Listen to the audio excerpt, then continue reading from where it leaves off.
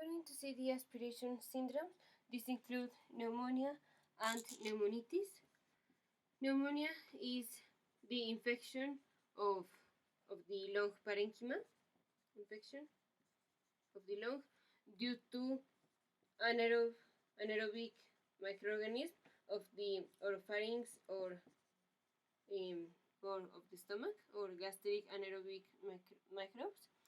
And in pneumonitis, this is a direct insult to the lung parenchyma that results in inflammation of the parenchyma. So pneumonia is the infection due to anaerobic microbes, and pneumonitis is a inflammation due to chemical damage of gastric content that damage the lung parenchyma.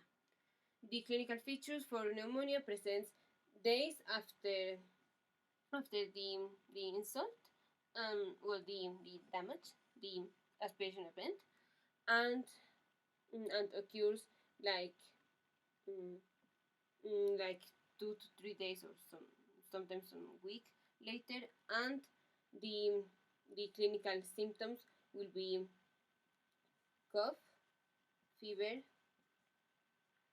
and a little bit of dyspnea, and all the exploration of dullness to percussion, increased tactile fremitus, etc.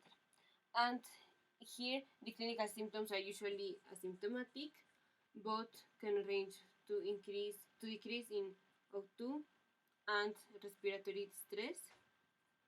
The treatment here is just supportive. It resolves in some days or weeks, and for pneumonia the treatment is antibiotics. It will depend, usually because these are anaerobes, the antibiotics will be beta-lactam and beta-lactamase inhibitors, or clindamycin. Remember that as a rule of thumb, clindamycin is used for anaerobic microbes above the diaphragm and metronidazole below the diaphragm. So pneumonitis, both can be a complication of aspiration. The pneumonia is due to microbes, anaerobic microbes, or of the oropharynx or the stomach, and pneumonitis is direct insult to the lung parenchyma due to gastric content. The treatment should be focused in pneumonia and not in pneumonitis. Here is just supportive, and here is the treatment for anaerobic microorganisms. And as a complication of this pneumonia with anaerobic microbes would be a lung abscess.